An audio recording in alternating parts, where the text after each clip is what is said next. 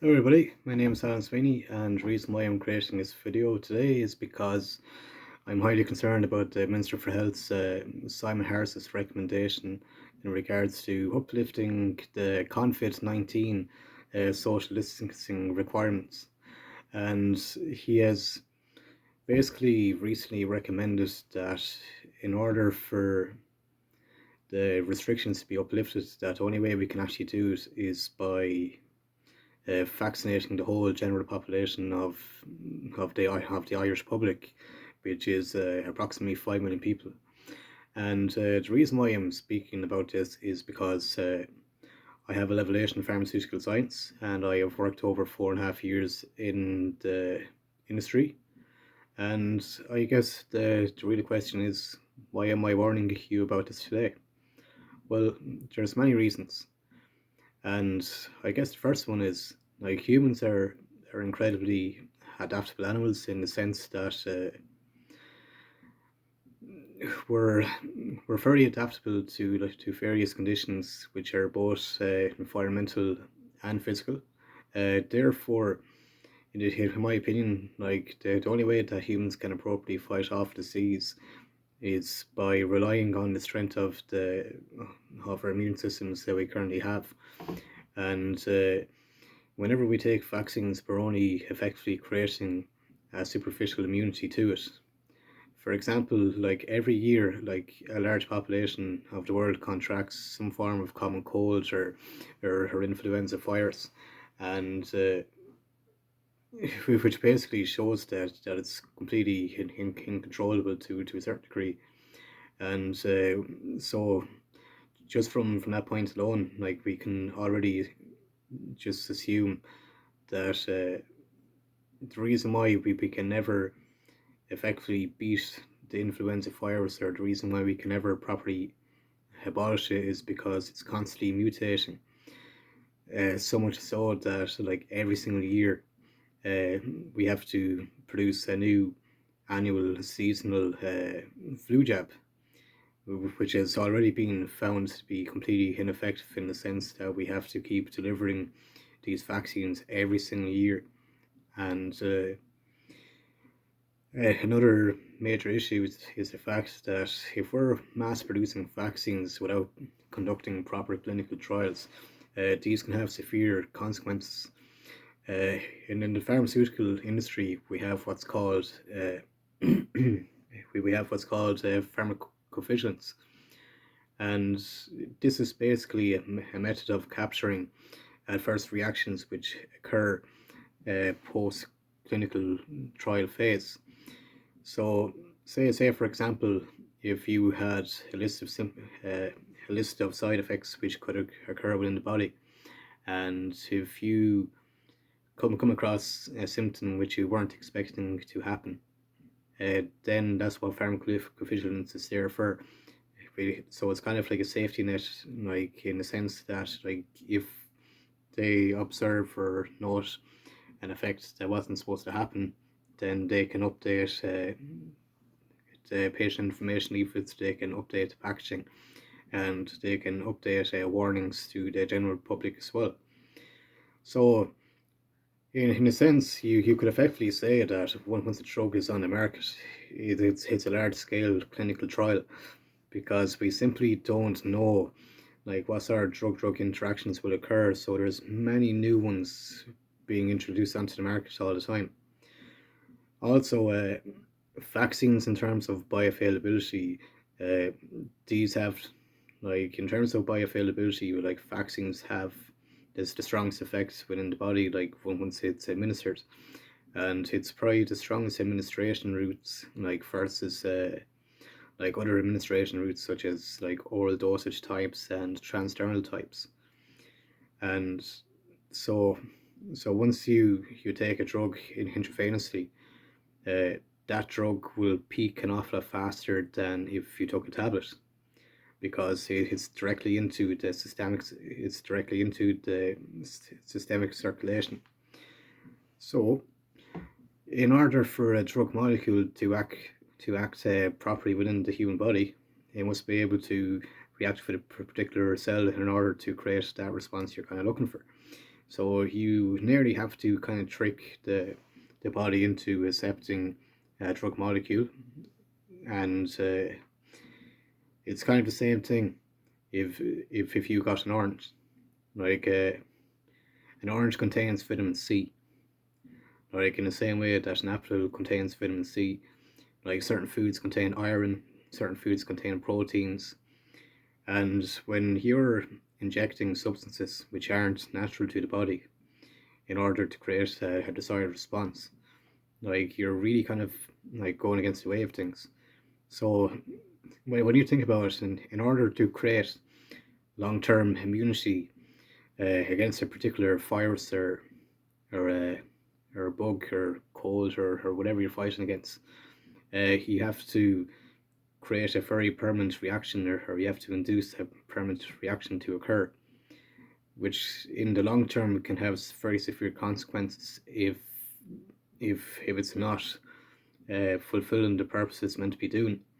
And on top of that, like once you're creating long-term immunity within the body, you could also be preventing very long-term, very fundamental processes from occurring within the body as well.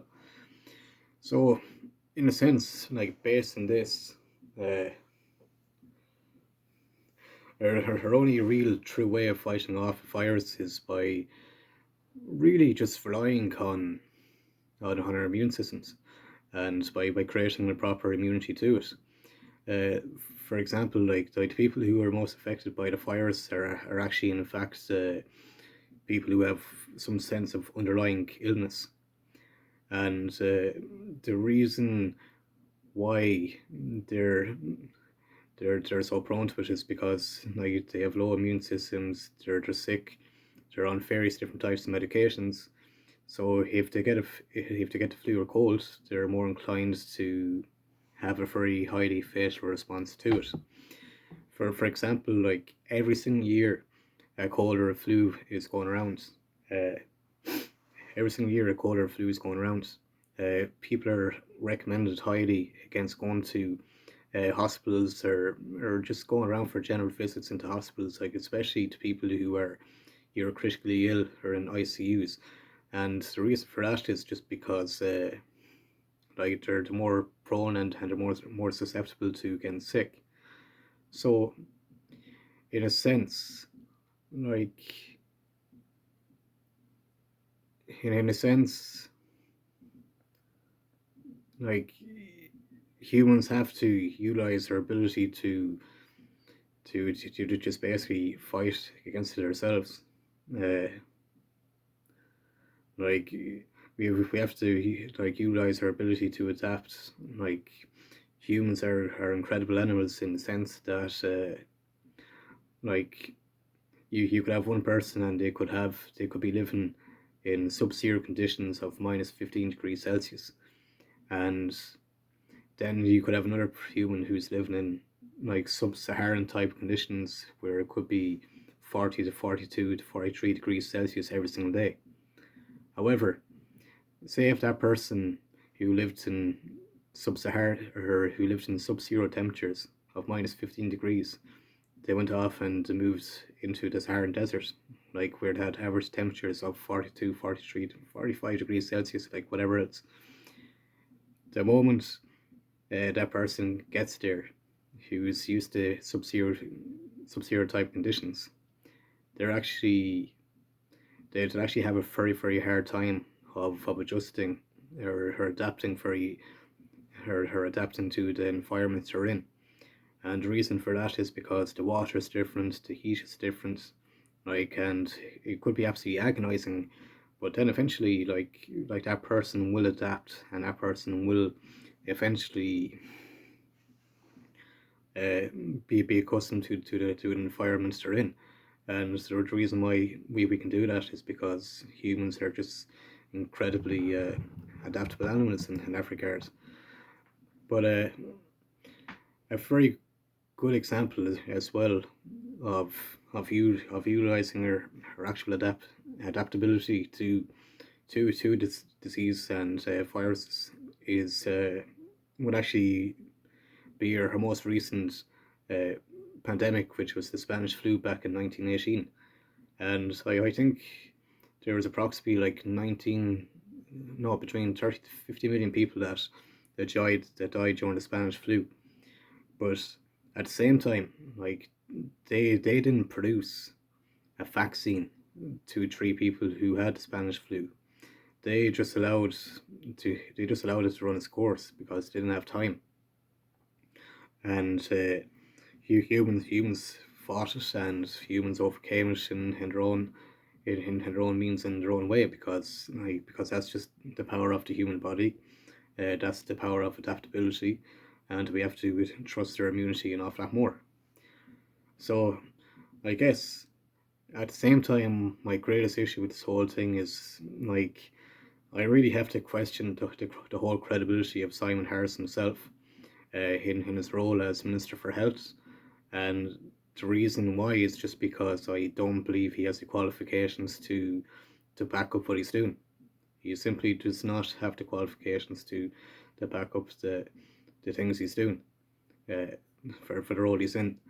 And I genuinely think I'd be a more suitable candidate to be a Minister for Health than he'd ever be. And that's just going on the grounds of the fact that I have a level 8 in pharmaceutical science, and it's the fact that I have work related experience to kind of back me up.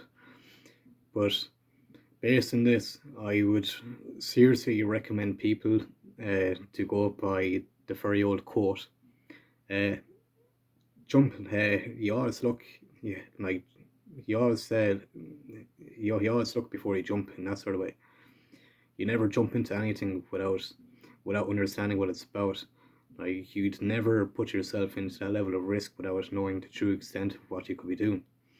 And the consequence of intaking a vaccine without sufficient evidence to prove its efficacy could ultimately have extreme severe consequence, if not long term, like fatal effects on the general population.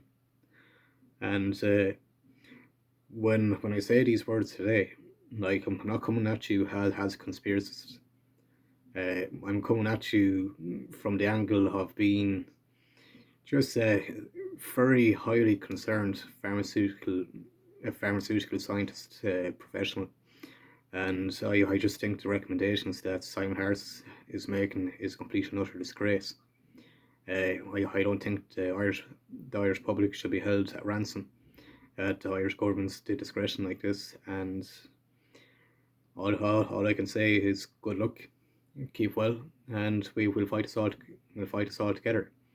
But seriously think first before you're going to allow the government to give you any sense of vaccine without any clinical trials on, without any proper efficacy studies, without any method of properly tracing and knowing how this vaccine will ultimately affect you in the long term. And that's my greatest concern. Anyways, good luck and keep well.